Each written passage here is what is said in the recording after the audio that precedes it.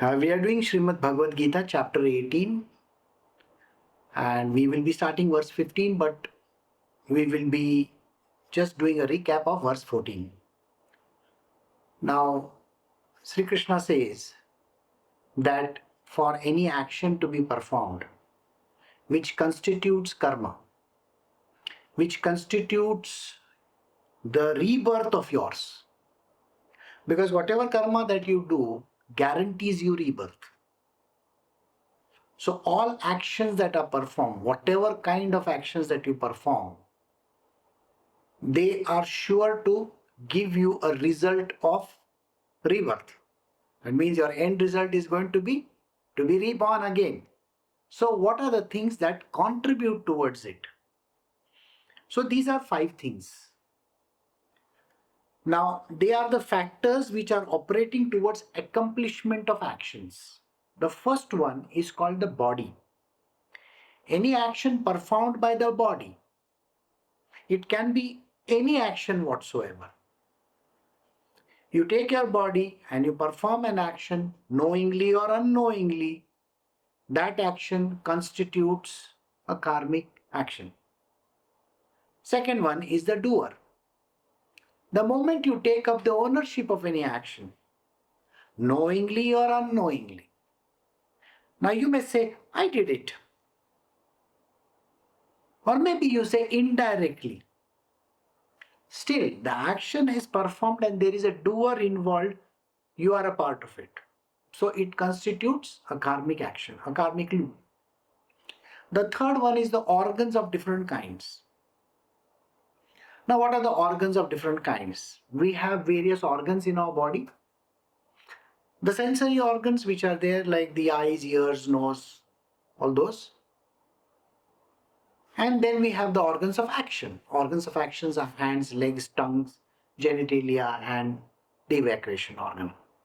Now, any action that you perform with whichever part of your body, any organ that is involved, whether it is the eyes, you are watching something, with the ears, you are hearing something, with your tongue or your larynx, as we say, you speak some words.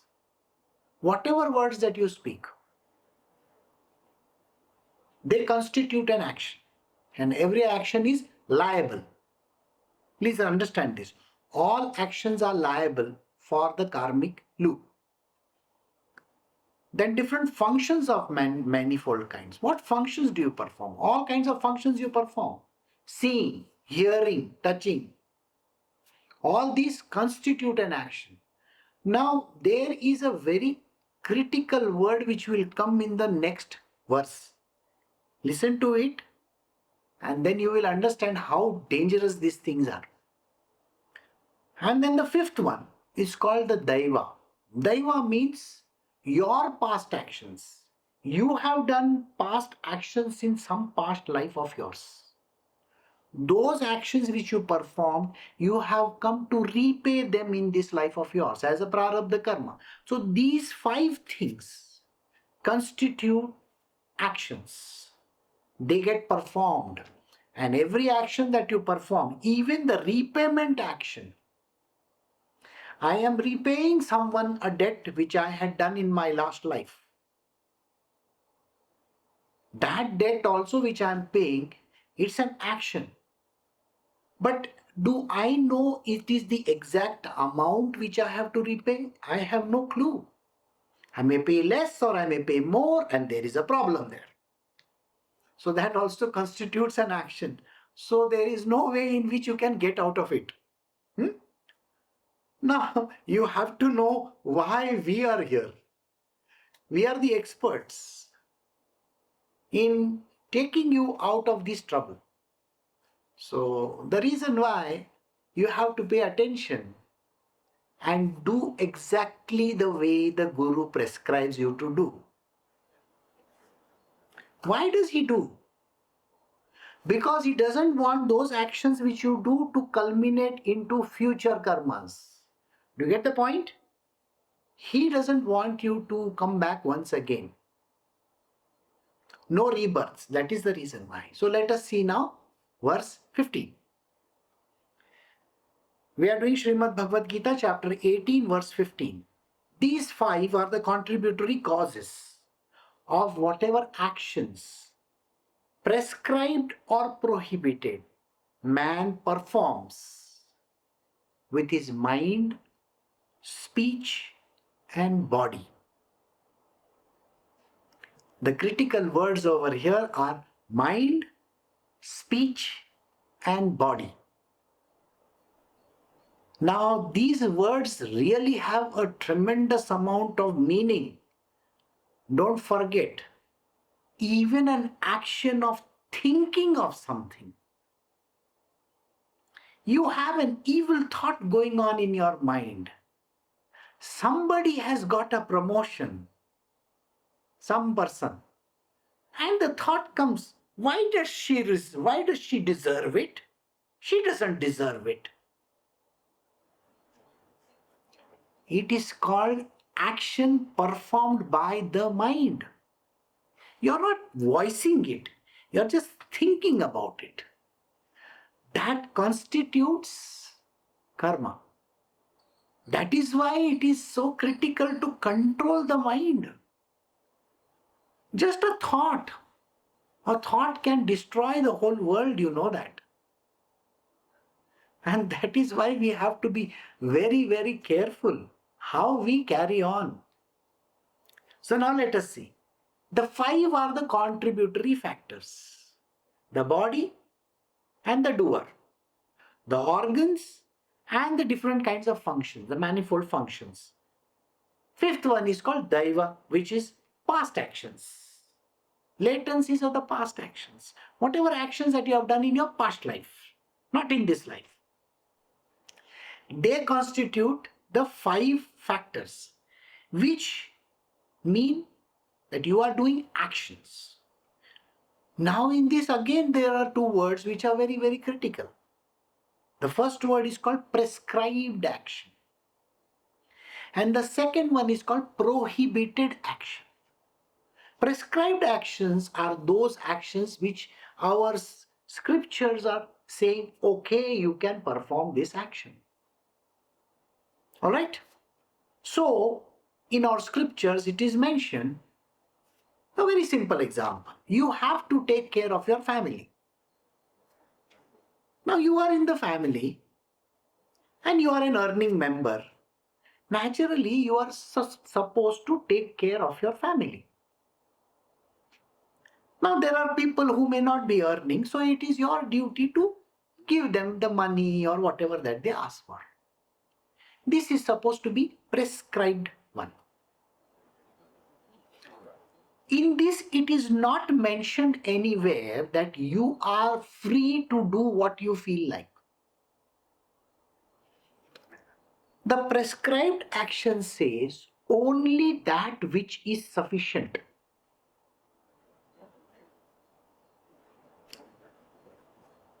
Just because you have $150 billion and in your alimony or in your breakup of your marriage, you are going to give somebody $75 billion? That is not a prescribed action. How much does a person require to live simply? How much is a person supposed to earn? Sufficient enough, not more than sufficient. Please understand this. What is sufficiency? You should have a decent 2 meal or 3 meals a day. Your family should be taken care of, and not think in terms of having some big mahal, a big palace, a massive number of cars, big bank accounts, gold, ETF, bitcoins. No, no, no, no, no. Prescribed only that which you can control, that which you can have, that much amount only. Otherwise, it is called greed. So, actions which are prescribed, number 1. Second one is called prohibited actions. Now, in the prohibited action, there is something very wrong which you can think of. What are prohibited actions? Those which you are not supposed to do. Again, they are prescribed ones. It's written. You cannot do this action. All right? What are those actions? If you have a swadharma, your swadharma says that you are supposed to be a merchant. Okay, because your forefathers have been merchants, traders. Now you are supposed to be a trader. But you decide that you want to be a very highly educated individual who is going to study technology in America. And then you say, I don't want to make any money, but I want to make technology. I want to build things. Well, what is your prescribed duty? That Swadharma says, you are supposed to be a merchant son. You are supposed to be a merchant son who is supposed to take care of whatever the business, the trading and other things that happen. Whereas now you are becoming an information technology or some such kind of a geek. That is a prohibited action. You can make money over there, you can win a Nobel Prize, you can win as many prizes as you want. Doesn't matter. Think about what I am saying. Why did God make certain things? God has made certain creatures for a certain purpose.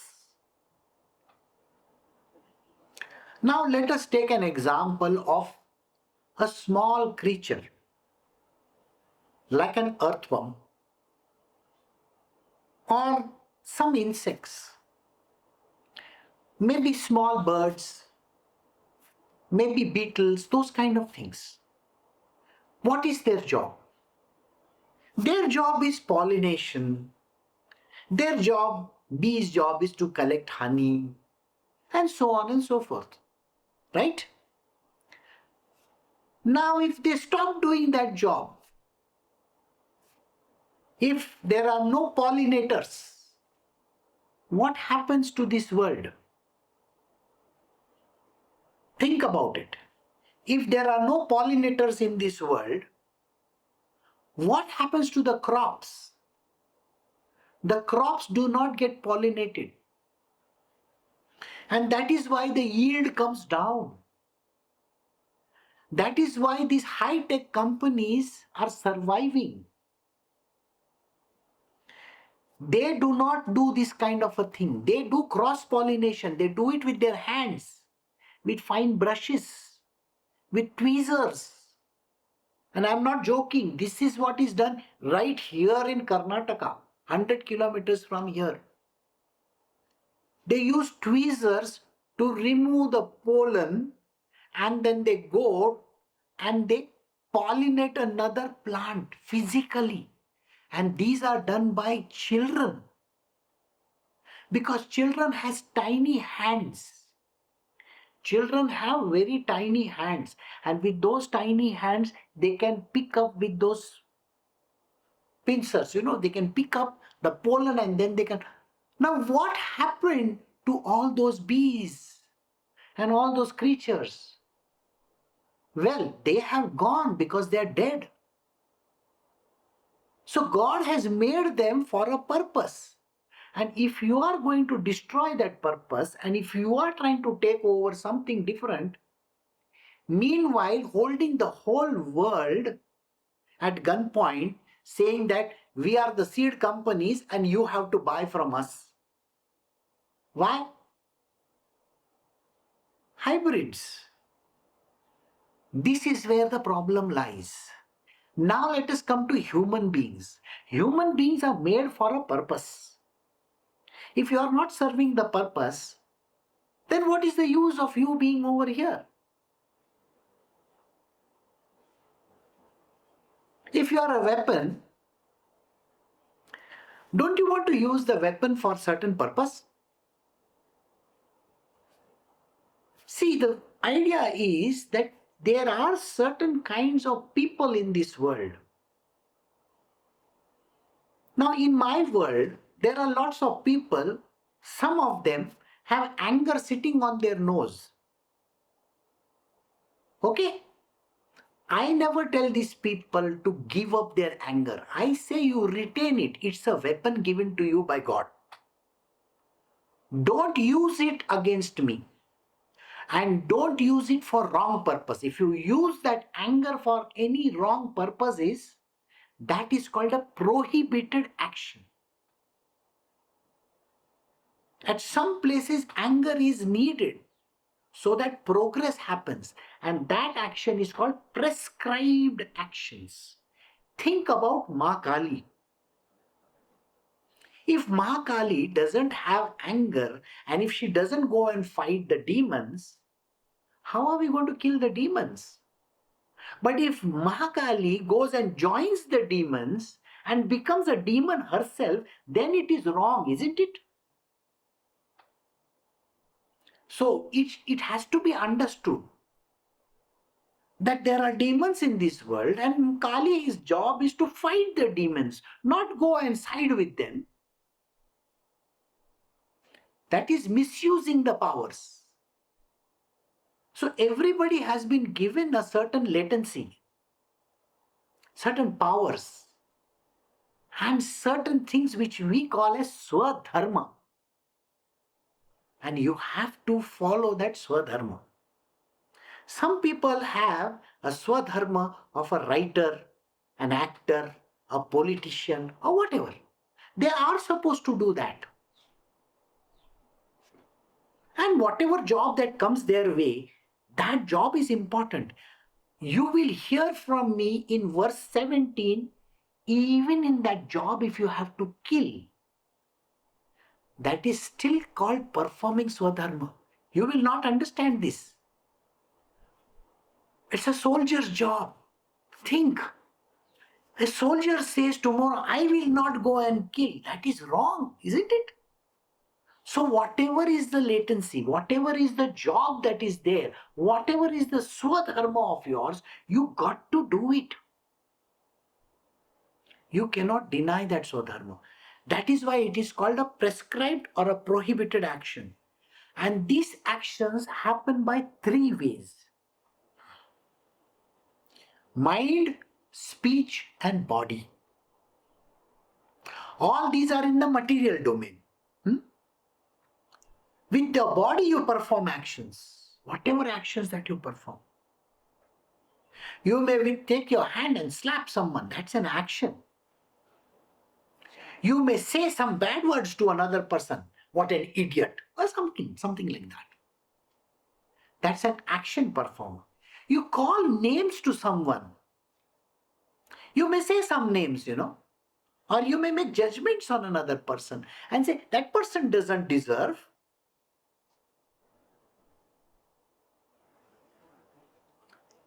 Why doesn't that person deserve? Who are you to say whether the person deserves or not? This question I have always asked. There are lots of people who have reservations about certain people. They will say that why is this person become the prime minister? Why has that person got that role in the film? These questions are asked. That person doesn't deserve to be. Sycophancy. Oh, they are the daughter and the sons of actors. What is the criteria for Swadharma? Swadharma states that profession which your parents are doing, you can follow that. A farmer's son becoming a farmer. If an actor's son doesn't become an actor, who are you to judge that? God has given that child the swadharma of acting. I think you should get this. A politician's son becomes a politician. A doctor's son becomes a doctor. I am saying son, let us say daughter. A director or an actor's daughter becomes an actress. She's allowed. The things are there. It's called Swadharma. You cannot deny that. And even if they are the worst kind of actors, everybody talks about bad acting, bad governorship, bad prime ministership. This is not a done thing. Who are you to judge? Who do you think you are to judge a person? You are nobody. You cannot say that this person doesn't deserve to be the prime minister. God has put him in that place. Who are you to say no to that? Got it? God has put that actress in that place as an actress. Who are you to say that only outsiders are not allowed? You are an outsider. You want to be, you can become. Anybody said no? Now, after Queen Elizabeth II, who is going to become the king? Charles. Naturally. You can't have some person from the roadside come and, oh, you go and become a king. Can you do that? No, you can't do that. And that is the reason why people don't understand. They think that they can say whatever they feel right. And that is why tongue is very important. Any action done with your tongue, the speech, very critical. Now in today's day and age, Twitter, it's not speech, but it is written word, isn't it? Or you may do a YouTube. Yes, all this is counted. It's your karma. And the third one is by mind. Very dangerous. Just the thought itself can make the actions happen. You may say, I was just thinking, it was not something great, I was just thinking that fellow should die. Who are you to say that fellow should die? You are nobody. You're not Shri Krishna, no? How can you talk this kind of a language? Only Krishna has the job to do whatever that he has to do. And if he commissions another person and if he says, go kill that man, then that person has to do that job. He cannot delay. That is why Arjuna, your job as a soldier to go and fight, go kill those people. And if there is a prohibition, don't do it. An ordinary person cannot say don't do it and all those things. What he says has no value. But let us see, the action comes from Krishna. And he says to you, there's an order given by Krishna. Do this action. You have to do it. He says, don't do it. So don't do it. If you don't do it, when you have been told to do it, think about it. It is reverse of what you have been told, isn't it? It constitutes a very dangerous karma. And a person has to be very, very cautious about it, because just by doing something which is called a prohibited action, you have performed a very grievous sin. That is why these verses are very critical.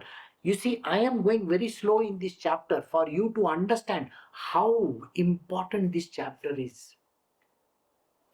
Just not the action called karma and all those things, but there are lots of things. Let us see the next verse now. We are doing Srimad Bhagavadgita chapter 18 verse 16. Notwithstanding this, however, he who is having an impure mind regards the absolute taintless self alone as the doer.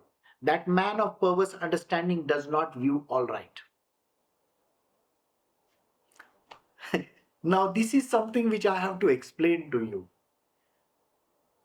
I have to give you some examples. Listen to how this thing works. A man is doing some action which is called the prohibited action. Think. Prohibited. He's not supposed to do those actions and yet he does it. And then he says, God did it through this body. Look at the way he's making it. God did it through this body. That means the self who is not at all involved in any action, he says that self made him do that.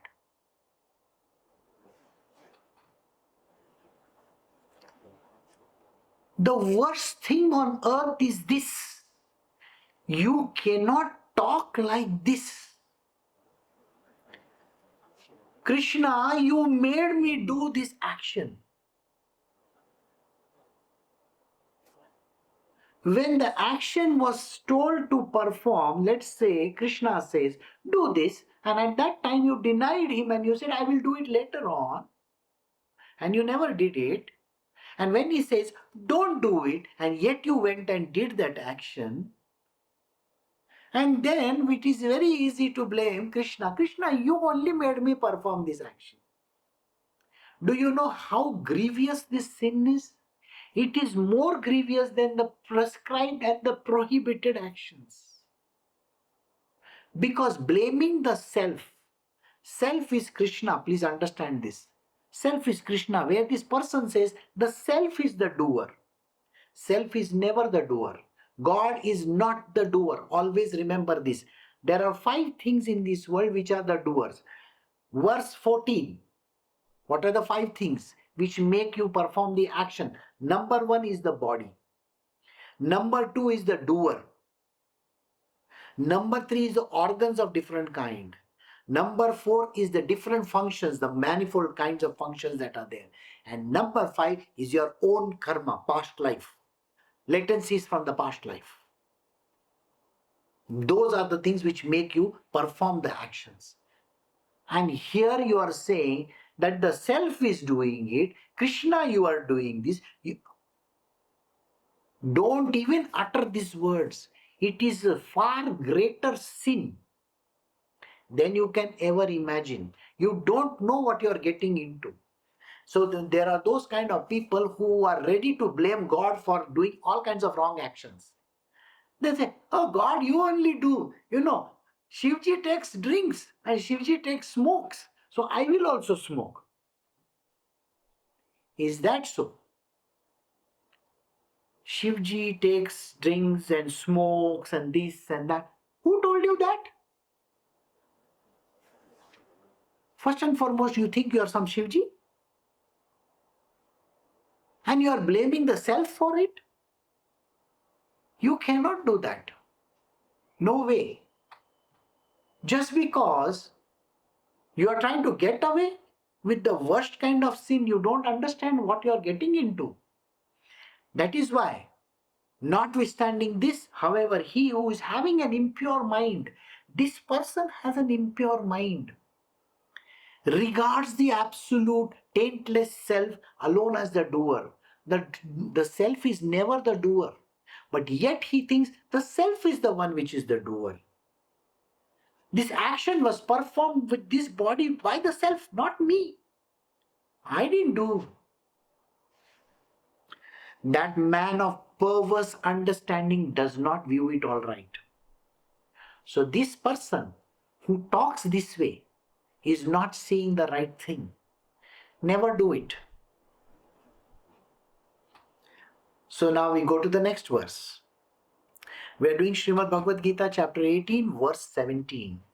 He whose mind is free from the sense of doership and whose reason is not affected by worldly objects and activities does not really kill, even having killed all those people, nor does any sin accrue to him. This is where Krishna is giving you the reprieve. He is telling you, you can get out of this. How? He whose mind is free from the sense of doership. First and foremost, you need to have a pure mind. If you don't have a pure mind, you will keep on saying, I did it, I did it, I did it, I did it. The moment you say the words, I did it, you're finished. You become a karmic, you have a karmic debt to give them. Then Krishna is not taking charge of you. You cannot take ownership of anything. Let us say you are giving some property to your children. And you keep on telling them, I gave you, I gave you, I gave you. Sorry. At such point in time, you are falling into the worst hell. You are definitely going there. Because every time when it comes up, you can't keep on saying, I gave you this. The sense of doership should never be there. Don't even count. If you are going to a temple and if you are putting 500 rupees over there, don't say, I gave 500 rupees. Don't do that, because that can cause the biggest karma in your life. It is a prohibited action, sir. Don't take ownership of anything.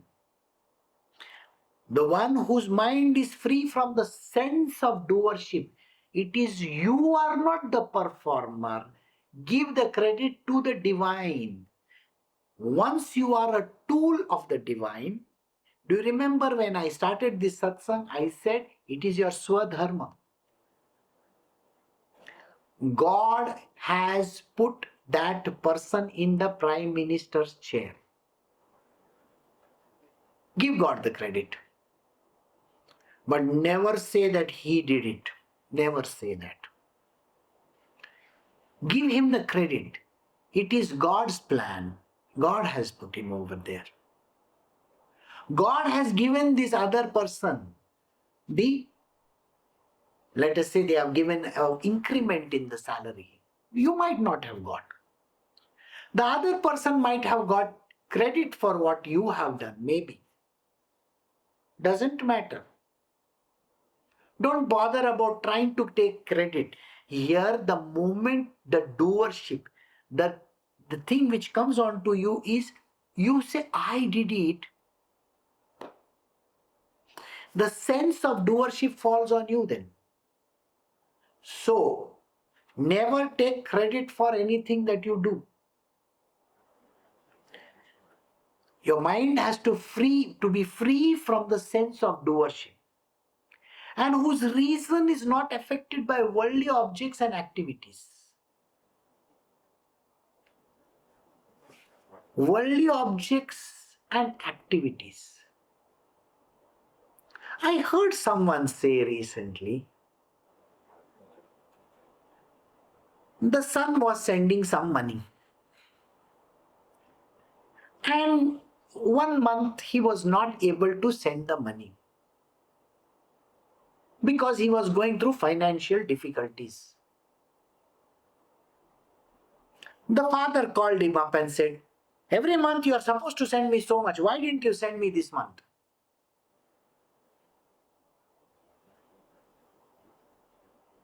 Now, this is a worldly object and activity, isn't it?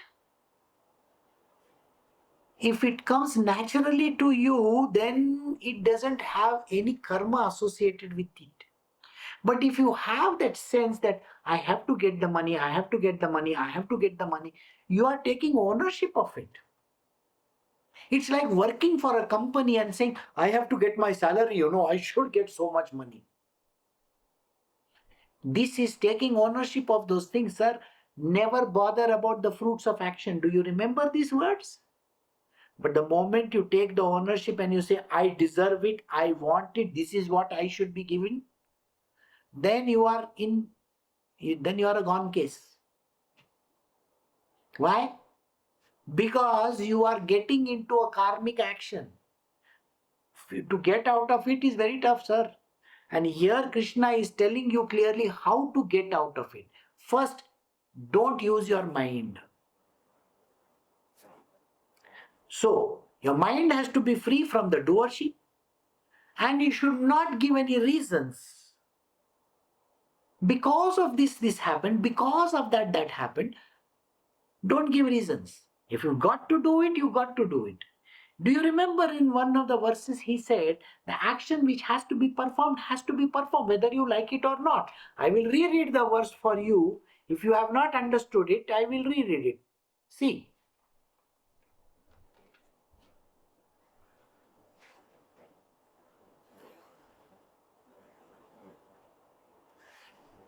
All acts of sacrifice, charity, and penance, which act only as a duty, must be performed without attachment and expectation of the reward.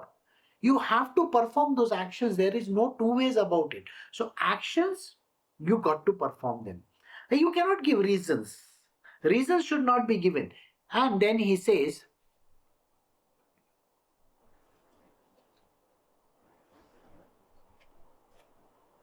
a prescribed duty which is performed simply because it has to be performed. You are a tool, sir.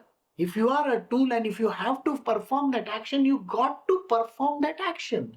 There are no two ways about it. You can't give reasoning. I will do it later on. I don't have the time. Oh, and giving reasons after reasons after reasons for not doing or doing prohibited actions. Then you are not following the path, sir. So here Krishna says that you should not be affected by worldly object and activities. Let us say there is a person who is a very mean person, very, very mean person. And you feel, this person doesn't deserve the money to be given. But what does the worldly action say? What is it that is prescribed? You have to give him. That means you have to give that person. Let us say you have a drunkard father. And you are sending 5,000 rupees every month. A drunkard father, and you are sending 5,000 rupees every month. And whenever the money comes, your father goes out and drinks. So you decide, I am not going to send him money because he's blowing it away on drinks. You can't do that. It's a prescribed action, you got to perform it. You may tell your father, don't drink, sir, don't drink, don't drink, don't drink. But he may not listen to you. But that doesn't mean that you have to give up your duty. You have to perform your duty, come whatever may. So don't give any worldly objects or activities which are telling you not to do. So don't even give those reasons. So all actions have to be performed because they are your swadharma. You have to do it without taking your mind into consideration. Don't take your mind into, oh, I got to think about it. No. Mind has to be free from the sense of doership. There should be no doership taken by you. Don't even say, I did it. Perform the action just like that. Action which has to be performed for the sake of performance only. That is it. So even now, this is the example which he gives. Now, whom is Krishna giving this example to? He is giving the example to Arjuna. So he says, he does not kill, even having killed all those people, nor does any sin accrue to him. So, as a soldier, if your job is to fight a war and kill, and you are doing your job diligently of killing the enemy, you are performing your swadharma. And if you are performing your swadharma to the T, then no sin will accrue to it. There will be no sin which will come your way. No karma is in your name. But if you are doing it by thinking, how can I kill this man? I can't do that. That is prohibited action, sir. You are a soldier. Your job is to fight. Did I not give you an example of an angry person? An angry person has been given that particular anger for a purpose. A mild person has been given that characteristics for being mild only. A person with leadership skills have been given the leadership skills for a purpose. He has to use those skills. That is why you are there. Krishna comes with his coterie. And when he comes with his coterie, there are going to be different, maybe his brother, his sister, sons, wives, you don't know, all these people come. Each of them has a job. Tomorrow, if Balram says, I will not do this job, then Balram is going to be held liable. He may be an avatar of Krishna also. Doesn't matter. Liability rests with him. And that is why, if you do your job, even if it is a job of killing someone, because that is the thing that you are a weapon, then it's your duty to kill. So if there is a certain job that has been given to you, you have to do it. I hope you understand. So, like I was giving you the example of the bees, the pollinators as we call them. If they are not going to do the job, they are falling down on their duty. Right? And if you are doing their job, then you are spoiling that thing. Because that is not what you are supposed to do. So this is the reason why you have to see to it that you are performing exactly those actions which are prescribed. And never take the doership of the action from any angle. Don't say, I did it and I deserve this money or I deserve this fame, fortune. Don't even say that. Don't have any bad thoughts in your mind. And don't give reasons for not doing and all those kind of things. It has to be done, it has to be done. If you are a weapon, you have to fight. That's it. Got it? So, now we go to the next one. So we are doing Srimad Bhagavadgita chapter 18 verse 18. The knower, the knowledge and the object of knowledge, these three motivate action.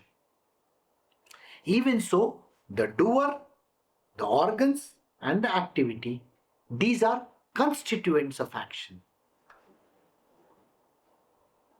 The knower, the knowledge and the object of knowledge. Let us give a simple example. See, these are difficult verses, so let me give you a simple example. Now let us say, you have a cell phone. What is the job of a cell phone? Primary job of a cell phone?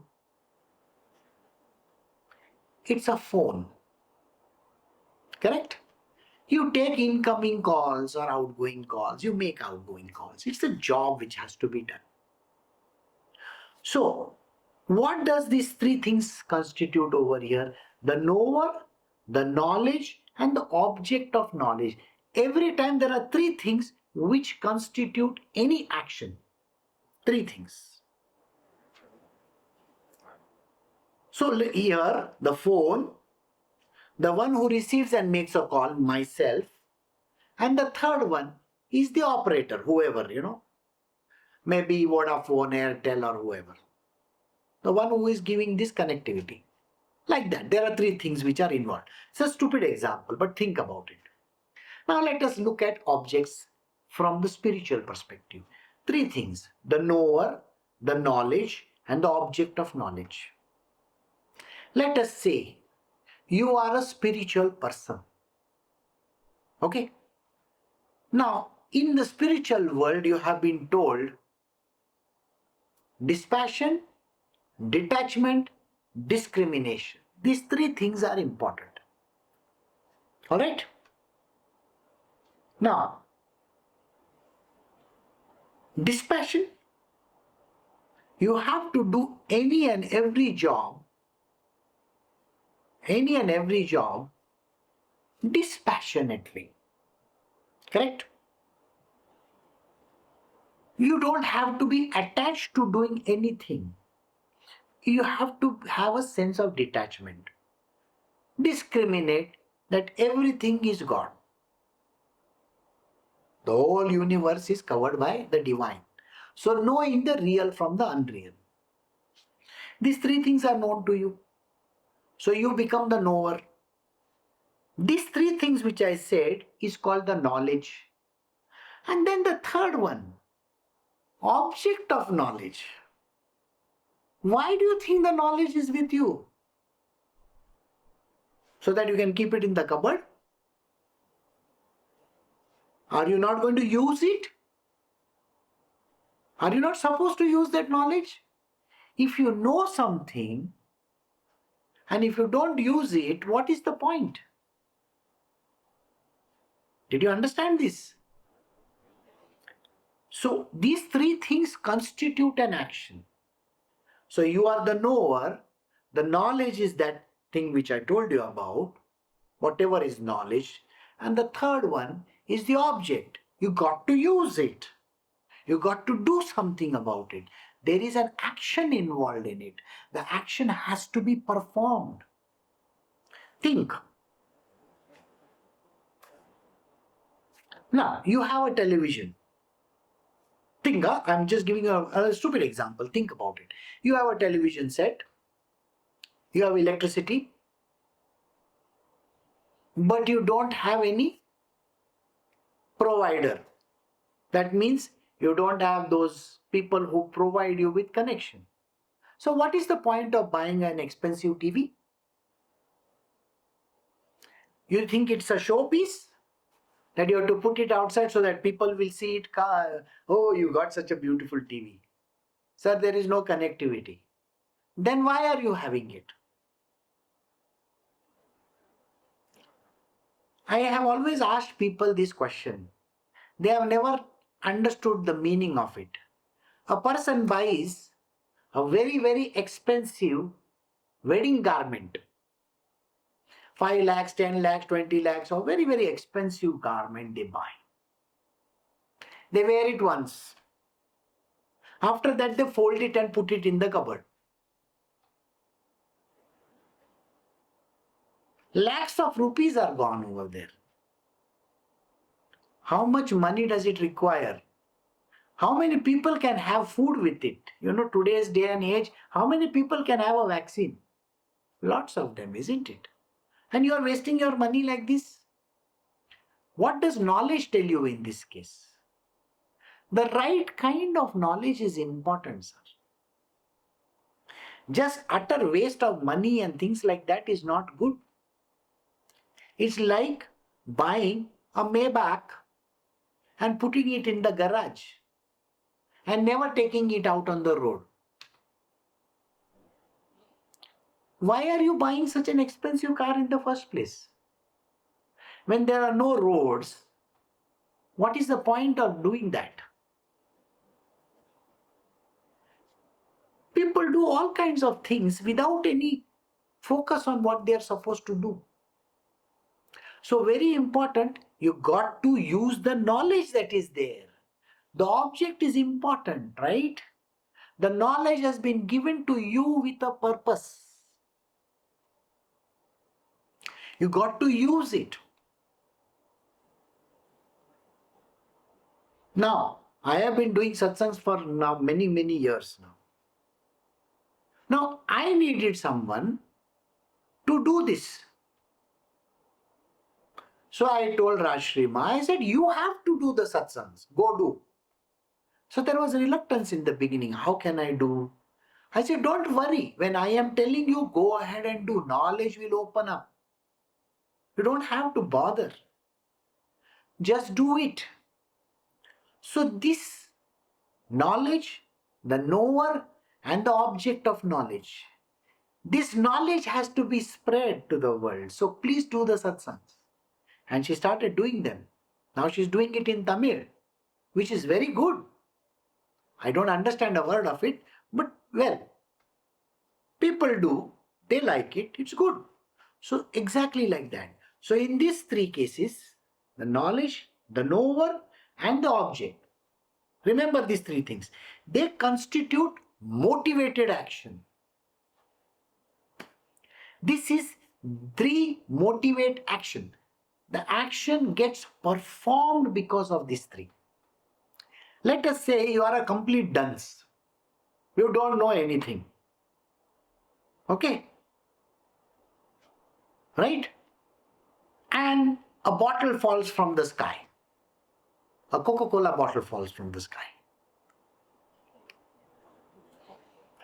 I'm sure you remember the movie that I'm talking about. And the person from the village, he doesn't know what that bottle is all about. He thought God said this thing. So the movie is there, gods must be crazy. Well, there are crazy people in this world. There are ignorant people, they don't understand. So motivate. The word itself will tell you. That which motivates action. I want you to understand this. If I am training you for a certain job, let us say, if I am training you for sustainable development in this world, it's a big word. I also don't know what it means. Sorry. So, if I am motivating you for that, it is important that you do it in the world, isn't it? Just keeping the knowledge with you doesn't bring anything to you. So, if you have the knowledge, if you are the knower, then you have to perform those actions that come with the knowledge. The knowledge is for dissipation, for giving it to the world. So give it. So in my satsang, you will find there are lots of things I discuss, isn't it? You will find that I was talking about pollinators. I was talking about how the foreign companies are taking us for a ride. Okay, by selling seeds which do not have a second generation after that. That's terrible. So you have to develop seeds. You have to develop these pollinators also. That means you got to have beehives. You got to have those creatures in that sky who will come and pollinate your place up. Also, you need to have forests. You need to have all these things with you. You need to have the soil which is good. See, when I have the knowledge which I know, I will try to spread it because that's my job. As a teacher, my job is to spread this. So these three things constitute. Now he says, even so, the doer, the organ, and the activity, these are the three constituents of action. What constitutes an action? First is the doer. You are the doer. Are you not? You are thinking, I have to do this, I have to do this, I have to do this. Some action you got to do. That. The organ is involved. What organ is involved? Maybe your hand is involved. So, you see, the painting is falling. If you see there is a painting on the wall and it is falling because the nail has rusted. See this. With your eyes you are seeing. So what is it that you got to do? Take a nail, take a hammer, bang it in the wall and hang the painting once again, right? So who was involved in action? What constituted action? First is the doer. You are the doer. You are the one who saw that and you said, I have to hang the painting. The action was performed. What action was performed? Banging that nail. What organ was involved? Your hands, right? You took the hammer in your hands and banged it. So this is what it is all about. So these three things constitute the action. So remember this, don't forget it. Got it? Suppose there's a person walking in front of you. That person's 100 rupee note falls down. You see it with your eyes. Now see, there are three things involved again. First is the doer. Oh, I saw that money fall. So with your hand you will pick it up, with your fingers, you will pick it up. And then you will say to that person, sir, your money fell down, take it. Isn't that what you will do? So, this constitutes the action. These are the three constituents of action. So whatever action that you do, these three things are involved in it. The doer, the organ, and the activity. Now here, you have seen man performs action with his mind, speech, and body. I said these three things. So we will try to understand. With body you understood, physically you are lifting it. With mind and with speech. What happens when you do something with speech?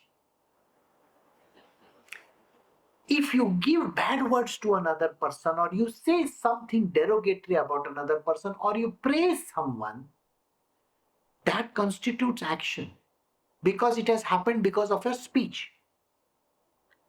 Now, if the person is hearing it, he feels mighty elated about it. Wow, I am such a great one. Because you are praising that person. But if you are reprimanding that person, the person feels small. So, have you seen there is a karma happened? Ah. Now, with your mind, you are just thinking about it.